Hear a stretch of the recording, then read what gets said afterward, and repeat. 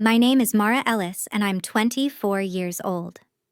When I was 12, my mother sent me away because I wasn't as smart as my twin. That was the reason she gave everyone, polished and softened until it almost sounded reasonable. She said I needed a quieter place. She said I needed structure. She said I was falling behind and dragging the family down with me. But I remember the real words she used at the kitchen table that night, after my report card landed beside my untouched dinner. She looked at me like I was a problem she was tired of solving and said, "Some children are born to rise, and some children need to stop holding everyone else back."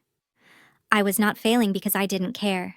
I was failing because every test felt like a trial, every grade felt like a verdict, and every comparison reminded me that love in my house had conditions. I loved drawing. I loved stories. I could turn a blank page into something that made people stop and stare. But none of that mattered in a house where worth was measured in trophies, advanced classes, and perfect scores. That night, after being told again that I was embarrassing the family, I walked out into the cold without a coat, because staying felt worse than leaving. By morning, they had found me. I thought maybe fear would make my mother hold me tighter. Instead, she packed my bag. I begged her not to send me away. I promised I would study harder, speak less, be better, be easier to love. She didn't cry. She didn't hesitate. She only said she had another daughter with a future to protect. Years later, when they tried to reconnect, I introduced them to my new family and called them cold-blooded wolves. And the moment my mother and sister heard that, the room went so quiet I could hear my own heartbeat. Before I tell you what they said next and what happened after they walked into the life I built without them, tell me this. What time is it where you are right now? And where are you watching from? I want to know how far this story travels. The drive from Boston to the small Montana town where my Aunt June lived felt like being carried away from my own life while I was still breathing. My father, Paul, drove most of the way with both hands locked on the steering wheel, and my mother, Vivian, sat in the passenger seat answering work emails like she was taking me to summer camp instead of removing me from the only home I had ever known. My twin sister, Sloane, was not allowed to come. That hurt more than the packed suitcase at my feet, more than the silence in the car, more than the way my mother kept telling my father not to make this harder than it had to be. When we arrived, Aunt June was standing on the porch of a little blue house with chipped paint, wind chimes, and flower pots that looked like they had survived storms and stayed anyway. She hugged me before I could say anything, and that almost broke me. My mother gave her a folder with my school records, medical forms, and a check, like I was a problem being transferred to another department. She told Aunt June that I needed discipline, structure, and fewer distractions. Aunt June looked at my red eyes, then at the sketchbook I was clutching against my chest, and said, "Maybe what she needs is one person who asks what she is good at before deciding what is wrong with her." My mother did not like that. She kissed my forehead without warmth, told me to behave, and left before I could beg again. For the first 2 weeks, I barely spoke. I slept with my suitcase beside the bed because part of me thought if I unpacked, it meant I accepted that I had been thrown away. Aunt June never forced me. She made pancakes for dinner when I refused breakfast. She left art supplies on the kitchen table without making a speech. She drove me to school without warning me not to embarrass her. The first time I brought home a C on a math quiz, I braced myself for shouting. Aunt June looked at it, nodded, and asked, "Did you understand more this week than last week?" I said yes. She smiled and said, "Then we keep going." That sentence changed something in me. At my old school, I had been the disappointing twin, the slower twin, the one teachers recognized because my sister had already impressed them. In Montana, I was just Mara.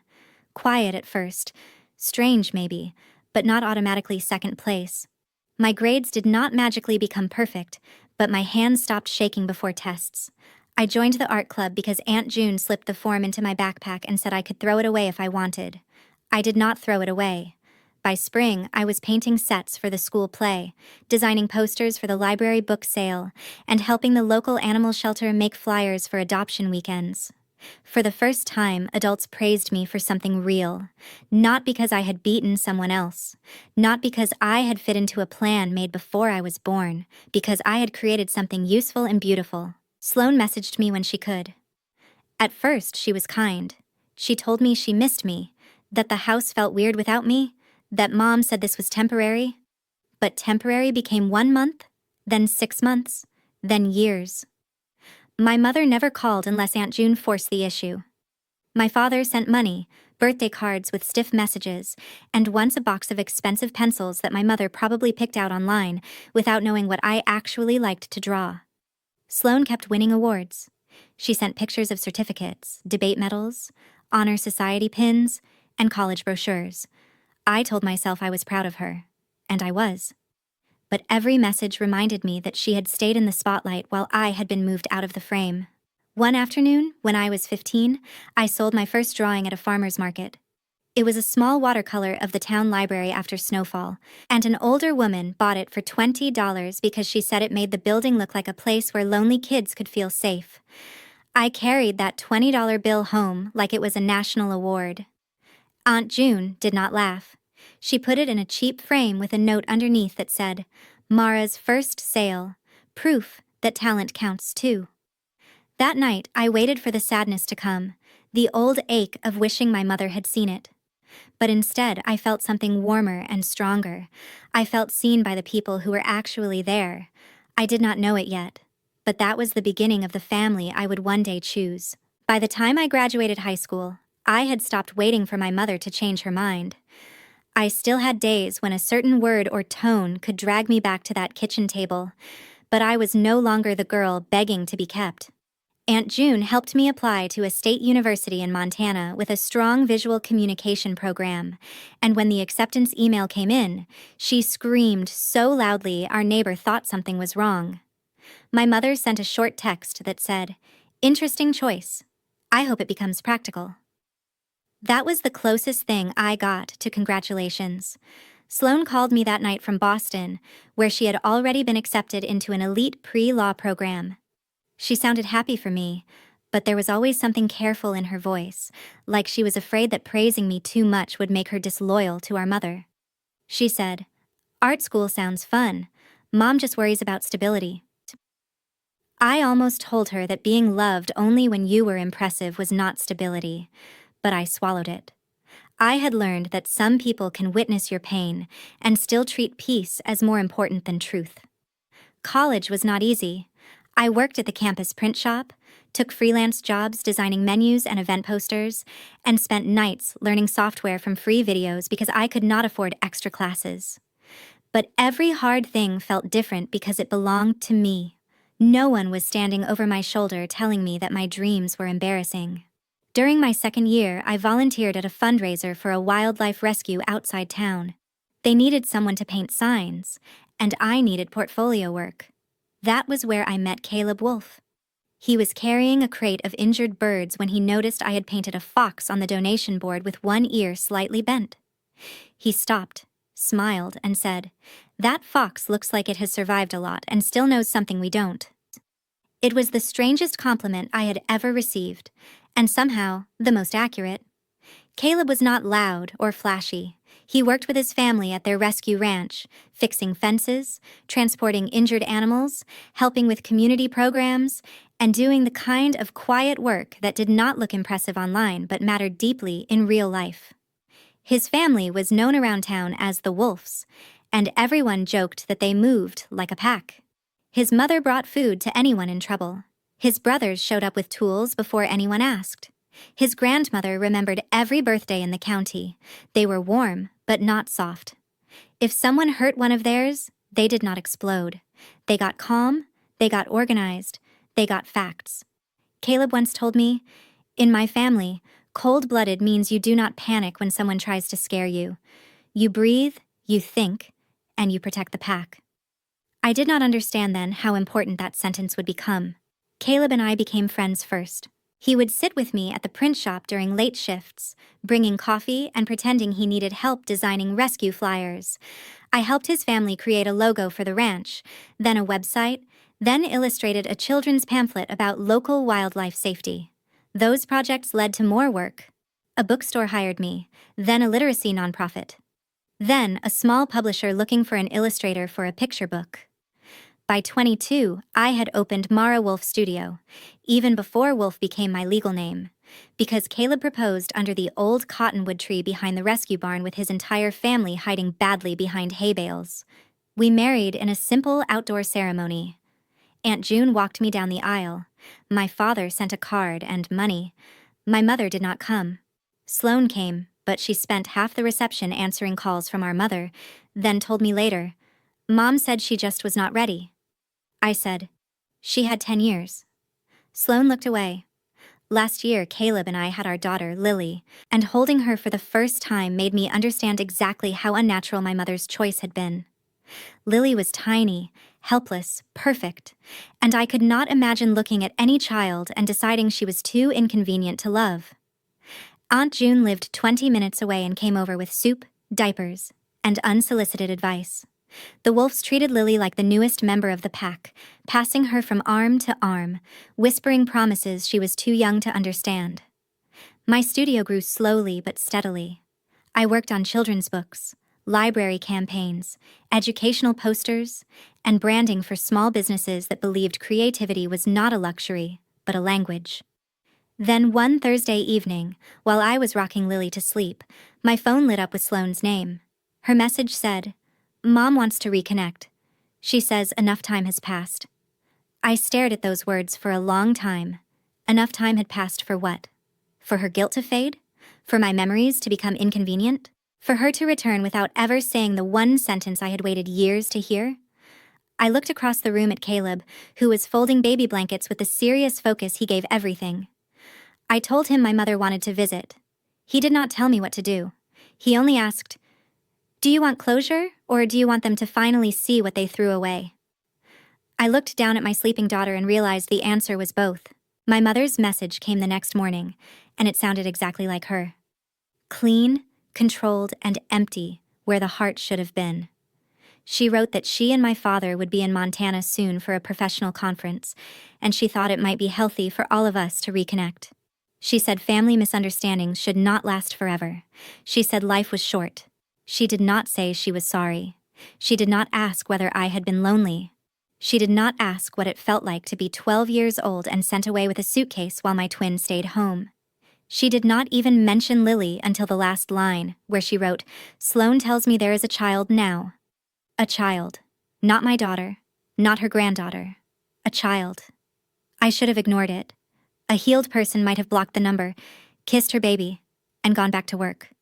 But healing is not always clean. Sometimes you can love your life and still want the people who broke your heart to stand in the middle of it and understand they did not destroy you. I wrote back politely. I told her they could come for dinner on Saturday. Then I invited Sloane too. She responded almost immediately with a heart emoji, as if this were a reunion instead of a test none of us had studied for. I told Caleb everything. I told Aunt June too, because I had learned from the first 12 years of my life that secrets only protect the person doing the damage. Aunt June went quiet for a long moment, then asked, "Do you want me there as your aunt or as your witness?" I said, "Both." Caleb told his family, and the Wolves did what wolves do. They did not create drama. They created structure. His mother planned dinner. His grandmother baked bread. His brothers offered to take Lily if things became too tense. Caleb asked if I wanted the family photo albums out or put away. I set out. Not to brag. Not to punish. Because the truth was sitting in those pages. My college graduation, where Aunt June cried so hard her mascara ran. My first studio sign, crooked because Caleb and his brothers installed it in the rain. My book launch at the town library, where children lined up to have me draw little animals inside their copies. Lily's first week home, wrapped in a yellow blanket made by Caleb's grandmother. 10 years of life my mother had missed because she decided I was not worth raising. On Saturday morning, Sloane called me. For a moment, I heard the sister I used to whisper with under blankets before everything changed. She said, "Please do not turn this into a courtroom." I told her I was not the one who had spent my childhood on trial. She sighed and said Mom was nervous. I said Mom should be. That silence between us was heavy, but not empty. It carried every time she had chosen comfort over courage. I did not hate Sloane. That was what made it worse. Hate would have been simple. I loved her. But I no longer trusted her to stand beside me when the truth became inconvenient. Before they arrived, I stood in the kitchen with my hands pressed against the counter, trying to slow my breathing. Caleb came up behind me and did not touch me until I leaned back first. That was one of the things I loved about him. He never assumed he had the right to handle my pain. He waited to be invited. "You do not have to prove you survived," he said quietly. I looked around at the house we had built together, at the drawings on the walls, at Lily's tiny socks near the couch, at Aunt June arranging plates with trembling hands she was trying to hide, at the Wolf family moving calmly around me like a shield that did not need to announce itself. "I know," I said. "But tonight, they are going to see who stayed." When the doorbell rang, nobody moved for half a second. It sounded too normal for what was about to happen. Caleb opened the door, and there they were. My father looked older, smaller somehow, like years of silence had folded him inward. My mother looked almost the same, perfectly dressed, perfectly composed, carrying flowers like a woman arriving at a polite social obligation. Sloane stood beside her, beautiful, nervous, and already watching my face for signs of danger. My mother smiled and said, "Mara, you look well. Not happy birthday for the ones she missed. Not congratulations on your marriage. Not I am sorry. Just, you look well." I stepped aside and let them into the home they had never helped me build. Dinner started with the kind of politeness that makes every fork sound too loud. Caleb introduced himself with a steady handshake. Aunt June hugged my father but not my mother, and my mother noticed. The Wolves were welcoming, because that was who they were, but nobody pretended this was normal. Lily was asleep in her bassinet near the living room, and my mother glanced at her from a distance like she was observing a painting in a gallery. Sloane went over first, touched Lily's blanket, and whispered that she was beautiful. I believed she meant it. That almost made the rest hurt more. My mother walked around the room while dinner was being set down, studying our photos. She stopped at one of me standing in front of my studio sign, then at another of me holding my first illustrated book. "So this is your work," she said. "It is very charming." Charming. That was her word for anything she did not respect, but could not openly insult in company. Caleb's mother smiled and said, "Mara's work helps children understand stories before they can read every word. That is not charming. That is important." My mother's smile tightened. We sat down. For a while, everyone tried. Caleb's father asked about the conference. My father asked Aunt June about the town. Sloane complimented the food 3 times too many. Then my mother placed her napkin in her lap, turned to me and said, "I hope you understand now that difficult decisions were made for your benefit." The table changed. No one moved, but the air sharpened. I asked, "Which difficult decision?" She gave a soft laugh, the kind meant to make me sound unreasonable before I even spoke. "Sending you somewhere quieter. You were struggling, Mara. You needed a different environment." Aunt June put her fork down. My father stared at his plate. Sloane whispered, "Mom?" But my mother kept going because people like her mistake silence for permission. She said, "You have clearly done well in your own way, and that is good. But at the time, your behavior was affecting the whole family. We had to think about Sloane's future too." There it was. Not hidden behind polite words anymore. The same old math. One child had a future. One child was an obstacle. I felt Caleb's hand under the table not grabbing mine, just resting there in case I wanted it. I did. I took it. Then I stood. My chair made a small sound against the floor, and every face turned toward me. I picked up my glass of water because I did not trust myself with anything stronger. "I want to make a toast," I said. My mother blinked, surprised, like she expected tears and got a speech instead. I looked at Aunt June first. "To the woman who took in a 12-year-old girl with a suitcase, a sketchbook, and no idea why she was so easy to leave. You did not fix me because I was never broken. You gave me room to grow." Aunt June's eyes filled, but she did not look away. I turned to Caleb. "To my husband, who never once asked me to become impressive before deciding I was worthy of love." Caleb's jaw tightened, and his thumb moved gently across my knuckles. Then I looked around the table at his parents, brothers, grandmother, the people who had shown up with soup, tools, invoices, baby blankets, and loyalty. And to my new family, the Wolf family, the pack that taught me what family is supposed to feel like. My mother's expression shifted. She knew something was coming, but she did not know where to hide from it. I turned back to her and Sloane. "These are the cold-blooded wolves," I said. "Cold-blooded enough to stay calm when someone tries to rewrite history. Smart enough to keep receipts. Loyal enough to never abandon one of their own just because loving them became inconvenient." The silence that followed was complete. Even Lily seemed to sleep more quietly. My mother went pale first. Sloane's mouth opened, then closed. My father looked like he wanted to disappear into the floor. My mother finally whispered, "How dare you speak to me that way in front of strangers?" Caleb's grandmother, who had been silent all night, said, "We are not strangers. We are the people who came after you left." That was when my mother's eyes filled with tears, but they were not the kind of tears I had dreamed of as a child. They were angry tears, humiliated tears, tears for the image of herself being damaged. Sloane stood so quickly her chair rocked. She said I had planned this, that I had invited them only to shame them, that I was being cruel. I looked at her and felt something old inside me finally loosen. "No," I said. "I invited you to meet the people who raised what you threw away." My father flinched. My mother grabbed her purse.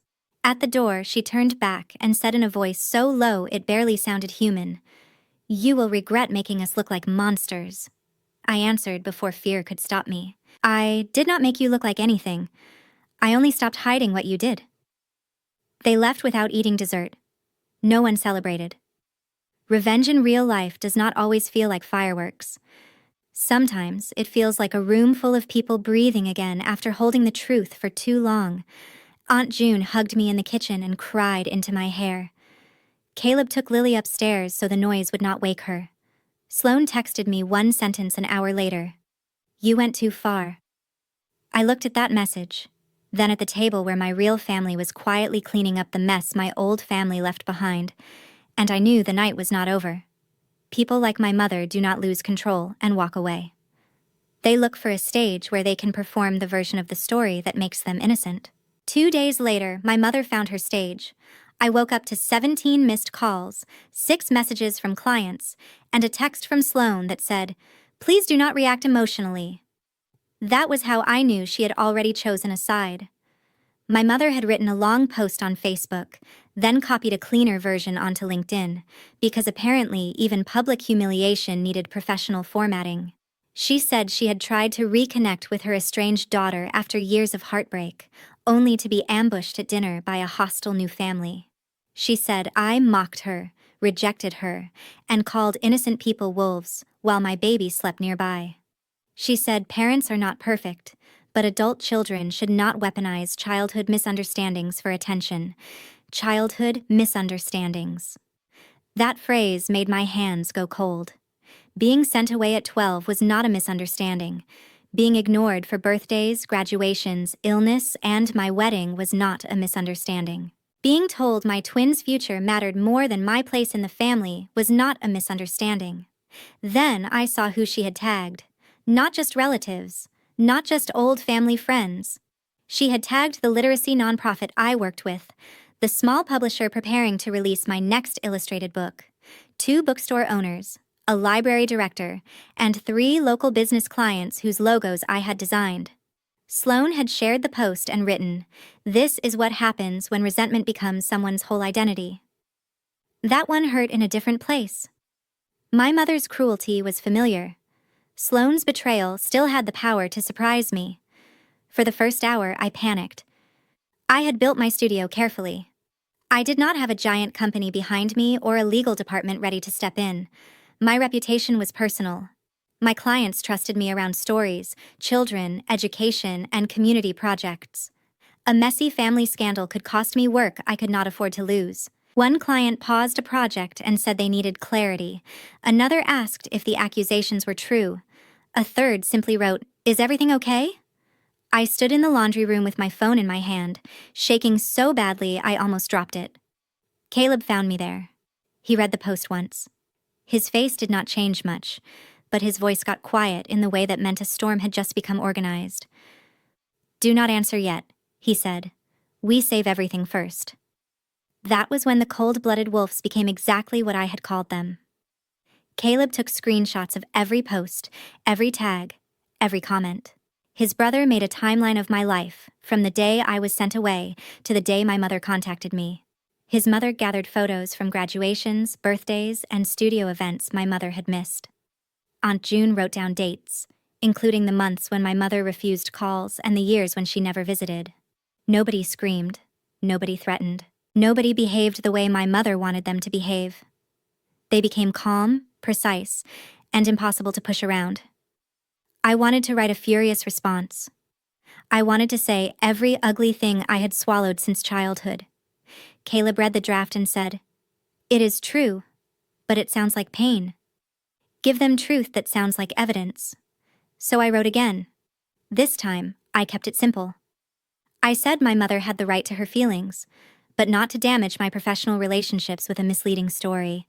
I stated that I was sent away at 12 after years of being compared to my twin. I stated that my mother had not maintained a relationship with me, had not attended my graduation, wedding, or the birth of my daughter, and had contacted me recently without an apology. I stated that the dinner had been painful, but no one had threatened her. I ended by asking clients and colleagues not to engage in harassment toward anyone, and by saying I would continue protecting my family and my work with honesty. Aunt June commented underneath with her own account. She did not insult my mother once. She simply confirmed that she had raised me from age 12 because my parents chose not to. Then Caleb's mother commented. Then the library director, who had known me since college. Then the author whose book I illustrated. People started asking my mother why she had tagged my clients in a private family matter. Someone from her professional circle asked why a director of admissions would publicly shame an adult daughter over childhood academic struggles. My mother deleted that comment. Someone screenshot it. By evening, the post had turned against her. The publisher who had paused my project emailed me and said they were sorry I had been dragged into something so personal. The nonprofit not only kept my contract, they asked if I would consider illustrating a new educational campaign about children learning in different ways. Meanwhile, my mother's LinkedIn post reached people she had not expected. Parents from the private school network where she worked began commenting carefully, asking whether her views on children with different learning styles reflected her professional values. A board member from a scholarship committee removed her name from an upcoming panel on family excellence. Sloan, who worked as an education consultant, received messages from colleagues asking why she had publicly mocked someone discussing childhood abandonment. For the first time in my life, my mother's version of reality was not the loudest one in the room. That night, my phone rang. Her name appeared on the screen, and for one foolish second, the child in me hoped she was calling to apologize. I answered. She did not say hello. She said, "Take your post down. You are ruining me." I looked at Caleb, at Aunt June, at Lily sleeping against his shoulder, and I felt strangely calm. "No," I said. "You posted the lie. I posted the timeline." My mother breathed hard through the phone. Then she said the cruelest thing she could think of. "You always were impossible to love." 10 years earlier, that sentence would have destroyed me. This time, I looked around at the people who had made her wrong. "Maybe for you," I said. "Not for them." Then I hung up. The next morning, Sloan came to my studio without calling first. She looked exhausted, like she had spent the night trying to hold together a story that kept splitting open. I had just finished a sketch for the new literacy campaign when she walked in, and for a moment we were children again. Two girls with the same face standing on opposite sides of a room. Neither of us knew how to escape. She said Mom was spiraling. She said Dad was furious, but mostly at the embarrassment. She said people from their professional world were asking questions, and Mom's supervisor had requested a meeting about online conduct. I waited for the apology that should have come next. Instead, Sloan said, "You need to give her something. Just a small public apology. Say emotions were high. Say you regret the wording." I stared at her. "You want me to apologize because her attempt to ruin my reputation did not work?" Sloane flinched, but she kept going. She said Mom had sacrificed for us. She said I did not understand the pressure our parents were under. She said family matters should not be judged by strangers online. That was when I realized my sister was not trapped between us. She was standing exactly where she had chosen to stand. Maybe she loved me. Maybe she even knew I was right. But when the truth threatened the version of success she had built her life around, she protected the lie. I told her I would not apologize for telling the truth. I would not protect the image of people who abandoned a child and called it parenting. Sloane's eyes filled with tears and she whispered, "You are going to break this family." I almost laughed. Not because it was funny, but because it was such an old trick. Blame the person holding the mirror for the face reflected in it. "No," I said. "I am the part of this family that survived being broken." After she left, Caleb and I sent one formal letter through an attorney. Nothing dramatic. No lawsuit filed that day. Just a clear demand that my mother remove the posts, stop contacting my clients, and stop making false claims that could harm my business. Attached were screenshots, timelines, witness statements, and proof that her posts had already interfered with my work. The cold-blooded wolves had built a folder so complete that even my mother could not twist it. By that evening, both posts were gone. In their place, my mother posted a short statement about stepping away from social media to focus on personal reflection. It did not include my name. It did not include an apology. But the damage to her perfect image had already happened. Within a week, she was removed from a private school admissions panel where she had been scheduled to speak about identifying potential in children. A phrase like that would have been funny if it had not been so sad. Several parents wrote to her office asking whether children who were creative, anxious, or academically average were treated as problems under her guidance. She did not lose everything, and I do not need to pretend she did for the story to feel complete. But she lost the one thing she valued most, the right to be seen as an unquestioned authority on successful families. My father called once. He said he wished things had gone differently. I asked him which things. The dinner, the post, or the day he drove me away and let my mother call it necessary? He had no answer. Sloane's consequences were quieter.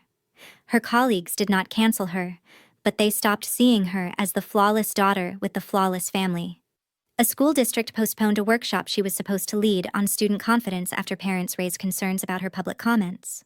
For the first time, she had to explain why she had defended cruelty just because it came from our mother.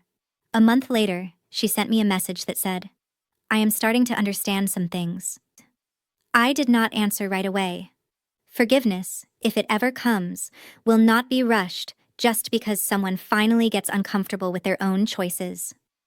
As for me, my studio did not collapse. It grew. The nonprofit hired me for the campaign about different kinds of intelligence, and I poured my whole heart into it.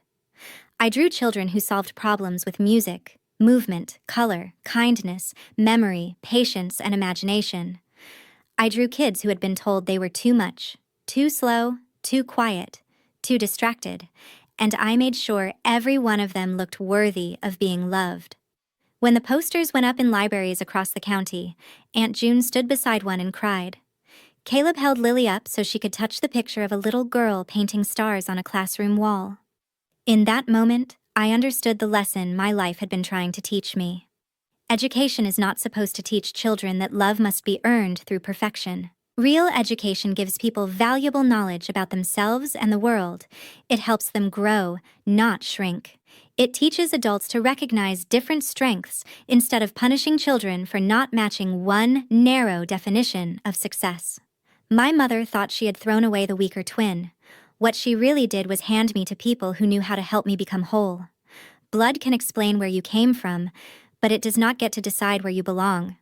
Family is not always the people who share your name.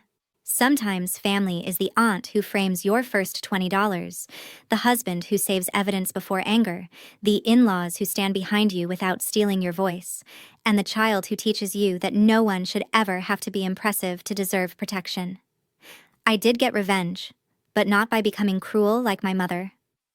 I got revenge by building a life so full of love, work, boundaries, and truth that her rejection no longer had the power to define me. And if the people who abandon you ever come back demanding forgiveness without accountability, remember this: you are allowed to open the door, but you are also allowed to stand in front of the family that actually stayed and say, "These are my people now."